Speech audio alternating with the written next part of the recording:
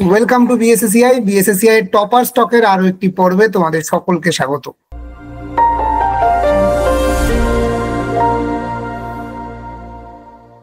Topper stock মানেই অনুপ্রেরণা, যে অনুপ্রেরণা আগামী দিনের সফল ছাত্রছাত্রীদেরকে সফল করে তুলতে সাহায্য করে এবং আগামী দিনের পথ নির্ধারণ করতে সাহায্য করে যারা আজকে প্রস্তুতি নিচ্ছে। তো আজকের এই টপার স্টকের পর্বে আমাদের সঙ্গে আছে আমাদের সংস্কৃত বিভাগের সফল ছাত্রী সুমনা। তো সুমনাকে প্রথমেই টপার স্টকে স্বাগত জানাই। সুমনা, অনেক অনেক অভিনন্দন। প্রথমে সেট পাস, তারপর বিএসএসিআই এর হাত ধরেই আবারও নেট পাস। কেমন লাগছে সুমনা? অবশ্যই ভালো লাগছে, তবে স্যার আশীর্বাদ করবেন যাতে পরের বারে আমি জিআরএফটা অবশ্যই কোয়ালিফাই করতে পারি। একেবারে। সকলের উদ্দেশ্যে জানিয়ে রাখি, 2024-এর অক্টোবরে অফলাইন ক্লাসে প্রথম বিএসএসিআই কে চেনা, যদিও তার আগে সোশ্যাল মিডিয়া ইউটিউবের মাধ্যমে বিএসএসিআই কে জেনেছে সুমনা। তবে তারপর বিএসএসিআই এর হাত ধরে প্রস্তুতি শুরু হয় নভেম্বর 2024। এখনো অবধি সিলেবাস 100% কমপ্লিট হয়নি, কোর্সও কমপ্লিট হয়নি।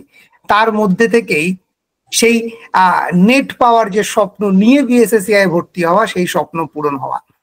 আমি জানি আমার সব কথা মানে আমার মুখ থেকে আপনারা শুনতে চান না। আমি পুরো গল্পটা সুমনাকে একটু বলতে বলবো, যে কিভাবে বিএসএসিআই এর সঙ্গে পরিচয়, কোথা থেকে বিএসএসিআই আসা এবং কিভাবে এই সাফল্য হলো, সবটা যদি আমাদের সামনে একটু বলো সুমনা। আমি 2024 থেকেই মানে নেটের প্রস্তুতিটা সেভাবে শুরু করি, তো সেই জন্য ইউটিউবে বিভিন্ন চ্যানেল দেখতে থাকতাম। তারপর বিএসএসিআই চ্যানেল দেখে ওখানে ফ্রি ক্লাস করতাম।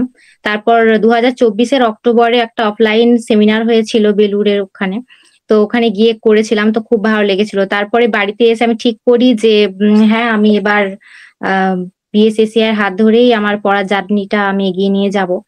তারপর আমি ভর্তি হই এবং 2024-এর নভেম্বরের ব্যাচে, তারপর ডিসেম্বরে সেট কোয়ালিফাই করি। আর যে জানুয়ারিতে যে নেটটা হয়েছিল তাতে অনলি পিএইচডি হয়েছিল, আর এই যে জুনের যে নেটটা ওটাতে আমি নেট কোয়ালিফাই করি। আচ্ছা সুমনা, জুনের এই যে নেট পরীক্ষায় নেট পাওয়া, ঠিক আছে, তো এই নেট পাওয়াতে বিএসএসিআই এর অবদান তোমার এই সাফল্যে ঠিক কতটা, তুমি যেটা মনে করো সেটা একটু বল। আমি এখানে ক্লাস করে খুবই উপকৃত হয়েছি। প্রথমে আমি ভেবেছিলাম যে হয়তো নেটটা নিজে পড়ে দেওয়া যাবে, কিন্তু যখন আমি কোয়েশ্চেন দেখলাম তখন দেখলাম যে অনেকটা সিলেবাস হয়তো কভার হয়নি বা আমি ঠিক করে বুঝতে পারছি না। তো সেই ক্ষেত্রে এখানে যখন আমি লাইভ ক্লাস করেছি, তার সাথে যেহেতু আমার এখনো সিলেবাস কমপ্লিট হয়নি, সেহেতু আমি ভিডিও লাইব্রেরিতে খুবই উপকৃত হয়েছি। তার সাথে মক টেস্ট, যেটার প্র্যাকটিস করতে করতে নিজের মানে কতটা করতে পারছি, এক একটা টপিক ওয়াইজ যে মক টেস্ট গুলো দেওয়া থাকে, তার সাথে পরীক্ষার আগে পুরো পরীক্ষার ধরনের যে সিবিটিটা দেওয়া থাকে, ওটাতেও খুব উপকৃত হয়েছি।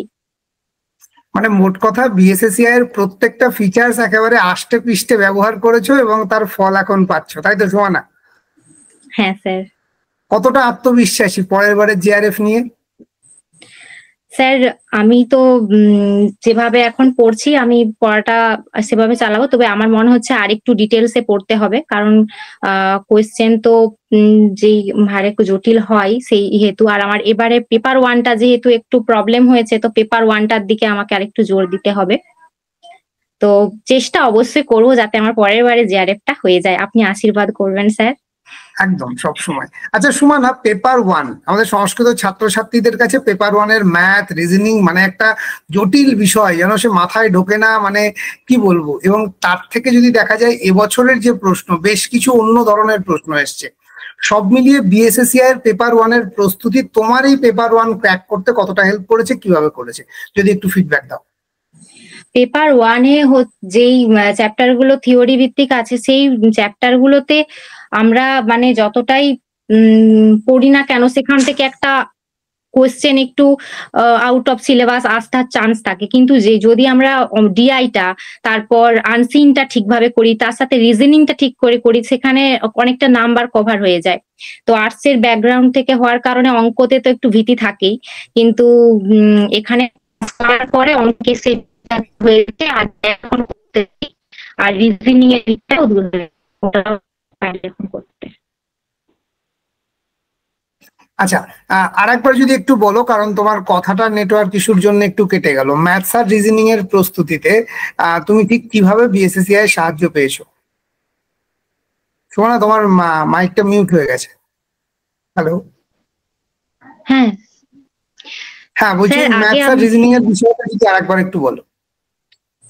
আগে যখন আমি মানে ম্যাথ করতে একটু ভয় ভয় পেতাম, কারণ আর্টস ব্যাকগ্রাউন্ড থেকে, আর অঙ্কটা অনেক দিনই আমাদের চর্চায় নেই। তো এখানে আমি ক্লাস করার পর এখন ডিআইটা আমি অবশ্যই এখন করতে পারি। আর রিজনিংটার ভীতিটাও গেছে, রিজনিংটাও খুব ভালো হয়, কারণ আমাদের এখানে ক্লাস করেন আমাদের বিদ্যানন্দ স্যার, খুবই ভালো ক্লাস করেন, আর অর্ণব স্যারের রিজনিং খুবই হেল্পফুল। বেশ, তার মানে ম্যাথ আর রিজনিং দেখে যে ভয়টা পাওয়া যেত, এখন সেই ভয়টাকে জয় করা গেছে, কি তাই তো সুমনা? হ্যাঁ স্যার। বেশ। আচ্ছা সুমনা, তোমার মতোই যারা প্রতিনিয়ত ম্যাথ রিজনিং কে ভয় পাচ্ছে, পেপার ওয়ান করতে পারবো না, সংস্কৃতে এত জটিল প্রশ্ন আসছে, এইসব নিয়ে নেটটাকেই এড়িয়ে যাচ্ছে, যে না নেটটা বোধহয় আমার জন্য নয়, তাদের উদ্দেশ্যে তোমার কি বার্তা থাকবে? স্যার, প্রথমত আমি বলবো যে প্র্যাকটিস করে না গেলে কোশ্চেন পেপারটা খুবই কঠিন লাগবে, কিন্তু যদি আমরা প্রতিদিন নিয়মিত প্রতিদিন প্র্যাকটিস করি, প্রতিদিন অঙ্ক করি, রিজনিং প্র্যাকটিস করি, সবকিছুটা প্রতিদিন নিয়মিত করি, এমনকি নিয়মিত আমরা পেপার টুটাও পড়ি, তাহলে মনে হয় না কঠিন লাগবে। বেশ, থ্যাংক ইউ সুমনা। লাস্ট একটি প্রশ্ন, তুমি নিজেই বলেছো 2024 থেকে তুমি চাইছো কোনো না কোনো একটা নেটের জন্য প্রস্তুতি নিতে, সেই উদ্দেশ্যে তুমি বহু ইউটিউব চ্যানেল বা বহু ইনস্টিটিউশনস কে দেখেছো থ্রু সোশ্যাল মিডিয়া, তো সবকিছু ছেড়ে বিএসএসসিআই কে কেন বেছে নিলে সুমনা? এখানে আমি যখন ফ্রি ক্লাস করতাম, বিশেষ করে আমরা যে মানে বাংলাতেও বোঝানো হয়, সে আবার মানে ক্লাস করেও এটা উপকৃত হয়েছে, মানে ফ্রি ক্লাসে যে ক্লাস মানে হতে থাকতো সেগুলো করে করে ভাবলাম না এটাই ঠিক একটা প্রতিষ্ঠান হতে পারে। আর আপনার হচ্ছে বক্তৃতাগুলো মানে খুবই আমাদেরকে মানে উজ্জীবিত করে যে হ্যাঁ, আমরা অবশ্যই পারবো চেষ্টা করলে। আচ্ছা, যেমনটা ভেবে বিএসএসসিআই জয়েন করেছিলে, তো বিএসএসসিআই এই যে একটা প্রায় 8-10 মাসের পথ চলা, সেই পথ চলাটা কি ততটা পেয়েছো, নাকি কম পেয়েছো, না বেশি পেয়েছো? ফিডব্যাক কি? না স্যার, বেশি পেয়েছি বলবো, কারণ যেভাবে যেই ফিচার্স গুলো ছিল তার থেকেও আরো মানে বেশি কিছু ফিচার্স পেয়েছি আর কি। ভালো। বেশ। অবশ্যই। আচ্ছা, কোন ফিচার্স তোমাকে সব থেকে বেশি তোমার প্রস্তুতিতে হেল্প করেছে সুমনা? সব থেকে বেশি হেল্প করেছে ভিডিও লাইব্রেরি আর মক টেস্ট, এই বেশ দুটো বেশ। বলতে পারি। আচ্ছা, বিএসএসসিআই বলে আনলিমিটেড মক টেস্ট দেবে টপিক ওয়াইজ, এটা কতটা সত্য? এটা একদমই মানে 100%ই সত্য, কারণ টপিক ওয়াইজই মক টেস্ট এখানে থাকে। এখানে আমরা পরীক্ষার আগে সিবিটিটা করার আগেও আমরা টপিক ওয়াইজ প্র্যাকটিস করতে পারি সব দিনের জন্য, যখন থেকে অ্যাভেলেবেল হয় কোর্স। আর সিবিটি হওয়ার পরেও আমাদের কিছু, এবারে যেমন সিবিটিটার প্রথম দিয়েছি আমি, তো খুবই ভালো ছিল যে কয়েকটা টপিক রেডি করা আছে, যে এই টপিকের উপরেই আজকে পরীক্ষা হবে, এইটাতে আমাদের খুব সুবিধা হয়েছে, মানে আমার তো হয়েছে খুবই সুবিধা। বেশ বেশ বেশ। আচ্ছা সুমনা, সারাদিনে কতক্ষণ পড়াশোনা করতে?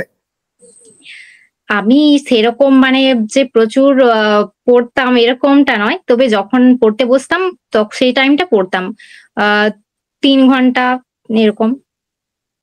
বেশ, ঠিক আছে। থ্যাংক ইউ সুমনা তোমাকে। আশা করছি খুব তাড়াতাড়ি বেলুড়ের সম্বর্ধনা মঞ্চে আবারও দেখা হবে তোমার সাথে, ঠিক আছে? এবং আগামী 6 মাসের মধ্যে জেআরএফ নিয়েই সুমনাকে আবারও টপার স্টকে সুমনার সঙ্গে আসতে পারবো। থ্যাংক ইউ, খুব ভালো থেকো, অনেকের অনুপ্রেরণা হয়ে থাকো, এবং খুব তাড়াতাড়ি জীবনে সফল হও, জেআরএফ পাও, পিএইচডি করো, অধ্যাপিকা হওয়ার স্বপ্নে অনেকটা এগিয়ে থাকো। থ্যাংক ইউ, খুব ভালো থেকো। ধন্যবাদ।